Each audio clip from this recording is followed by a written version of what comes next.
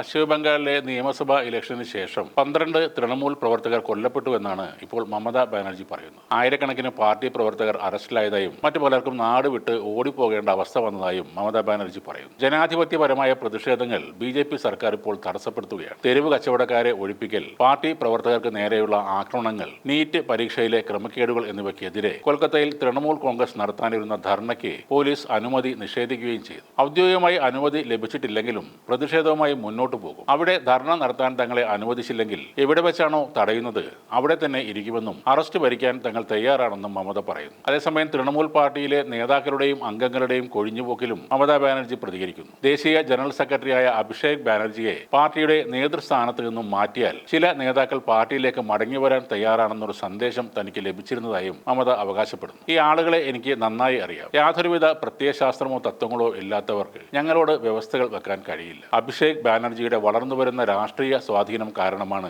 BJP അദ്ദേഹത്തെ ഇപ്പോൾ ലക്ഷ്യം വെക്കുന്നത്. ആക്രമണത്തിന് ഇരയായ അദ്ദേഹത്തിന് കൃത്യമായ ചികിത്സ നിഷേധിക്കപ്പെടുകയും ചെയ്തു. ഇപ്പോൾ TMC വിടുന്ന പല നേതാക്കളും വർഷങ്ങളോളം അധികാരവും പദവികളും ആസ്വദിച്ച ആളുകളാണെന്നും എന്നാൽ സ്വന്തം താല്പര്യങ്ങൾ സംരക്ഷിക്കുന്നതിന് വേണ്ടിയാണ് അവരിപ്പോൾ പാർട്ടി മാറുന്നത് എന്നും മമത പറയും. പാർട്ടിയിൽ നിന്ന് പുറത്താക്കിയ സന്ദീപൻ സാഹിയെയും ഋതുപ്രത ബാനർജിയെയും അവർ പരിഹസിക്കുകയും ചെയ്തു. 2017 CPM അദ്ദേഹത്തെ പുറത്താക്കിയതിനു ശേഷം പാർട്ടിയിൽ അഭയം നൽകിയത് തങ്ങൾ കാണിച്ച ഒരു തെറ്റാണെന്ന് മമത പറയുന്നു. അദ്ദേഹത്തെ പുറത്താക്കിയതിന് ഞാൻ CPM-നോട് നന്ദി പറയുന്നു. അദ്ദേഹം വന്ന് എൻ്റെ കാൽക്കൽ വീണ് ഒരു അവസരം ചോദിച്ചപ്പോൾ അദ്ദേഹത്തിന് ടിക്കറ്റ് നൽകിയതാണ് ഞങ്ങൾക്ക് പറ്റിയ വലിയ തെറ്റ്. ഞങ്ങൾ അദ്ദേഹത്തെ വിശ്വസിക്കുകയും അദ്ദേഹത്തിന് അവസരം നൽകാനായി മറ്റുള്ളവർക്ക് ടിക്കറ്റ് നിഷേധിക്കുകയും ചെയ്തു. ഇന്ന് അദ്ദേഹം പാർട്ടിയെയും അദ്ദേഹത്തെ തിരഞ്ഞെടുത്ത ജനങ്ങളെയും വഞ്ചിച്ചിരിക്കുന്നു. അന്ന് അയാളെ പുറത്താക്കിയ CPM എടുത്ത തീരുമാനം ശരിയായിരുന്നു. ഞങ്ങൾ അയാളെ രക്ഷിക്കാൻ നോക്കിയത് തെറ്റായിപ്പോയി. അവർ പോയതിൽ ഞങ്ങൾക്ക് സന്തോഷമേ ഉള്ളൂ. ഞങ്ങൾ ഈ പാർട്ടി പുനർനിർമ്മിക്കും എന്നും മമത പറഞ്ഞു. BJP സംസ്ഥാനത്ത് എതിർപാർട്ടികളെ ഇല്ലാതാക്കുന്ന ശ്രമങ്ങളാണ് നടത്തുന്നതെന്നും മമതാ ബാനർജി ആരോപിക്കുന്നു. വോട്ടർ പട്ടികയുടെ പ്രത്യേക തീവ്ര പരിഷ്കരണവും ഭരണപരമായ നടപടികളും ഉപയോഗിച്ച്